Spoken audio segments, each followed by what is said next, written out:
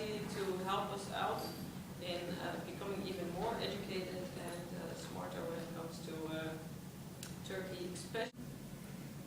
My name is Mogens. I'm going to. Cliché about Turkey is, of course, it's an Islamist nation of different cultures, different people, result of the loss in the First World War. It was a treaty in 1920 which created an entire political system and also a bureaucratic system that continues to shape some of the contours of current Turkey. The Turkish Republic has tried to impose a homogeneous identity of Turkish centralism as well, whereby religion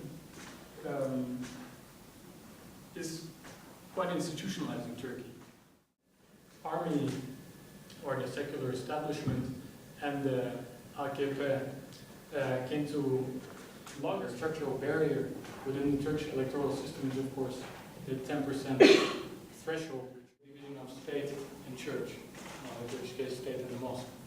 But the Directorate for Religious Affairs, which is quite heavily involved, they write the speeches that imams are supposed to give.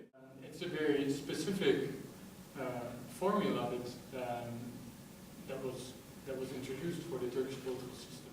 Prime Minister Erdogan was in fact sentenced to a prison sentence.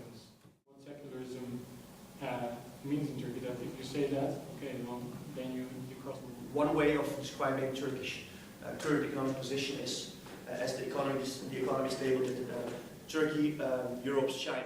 So Turkey is a catching up economy, nevertheless.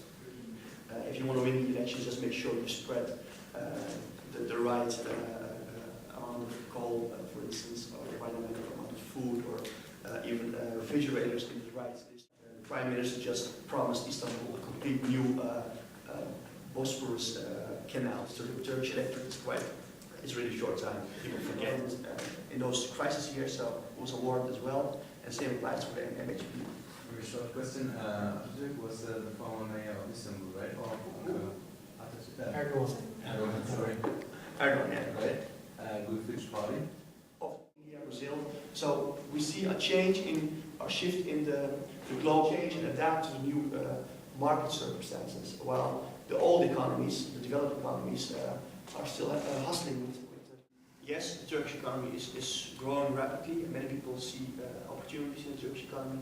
While at the same time, you see the unemployment rate even under highly educated youngsters rising as well. Unemployment, which is basically a lack of efficiency in state companies, etc. And if you privatize these companies and create enough jobs for its young and increasing population. This is Is there currently a brain drain? Could you say that? No, I wouldn't compare to Turkey, and especially compared to the European average of 60%.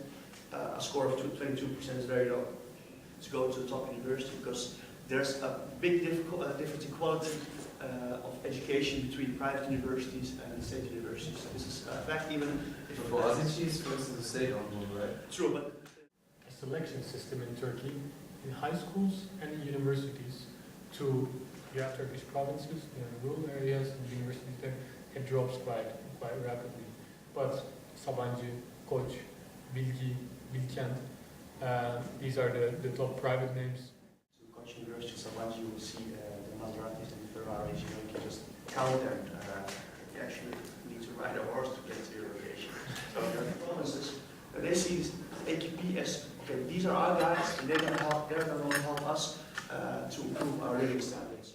Turkish traders increasingly go abroad in their region, selling Turkish products. And basically, I think half of the Middle East is being built by Turkish construction. Just doesn't want any troubles, instability in this region, because by now it is being affected economically. It hurts Turkish. Turkish business culture is very personal. It's not about official networks, such as organizations for which you just sign up. No, it's based on personal contact. We tend to believe that the Turkish business culture is very different to the international business culture, and the Dutch business culture is more proximate to the international business culture. This is not the case. Well, internationally, it's less accepted to be so direct as well, and it's considered definitely rude in Turkey, because if you bring more official, so in your the way you dress, it's considered more official. You know, you have to, especially if you deal with government institutions or maybe in academia. Turkish people actually try inviting you and opening their network for you, because if you are in that stage, this is how the Turkish economy, I mean the Turkish system works. You know, they will take her to the next meeting, and oh, by the way, do you know this person? Okay, I will arrange for a meeting. You can meet him or tonight. But at the same time, when we have visitors from Turkey, they expect the same kind of courtesy. Invite them for dinner, open your network, give them some suggestions to meet people. Normal Turkish dinner time is around 8, and it was still at 1 o'clock. Very normal in Turkey. Respect for the elderly is also very important in Turkey.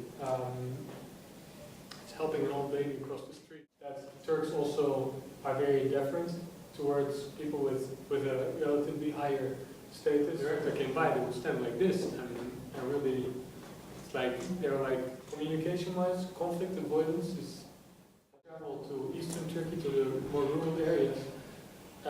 Ladies, be careful. It's not very normal for a woman to look a strange man in the eyes. Where's the students? Depends on your audience. There are some taboo issues which are considered normally taboo.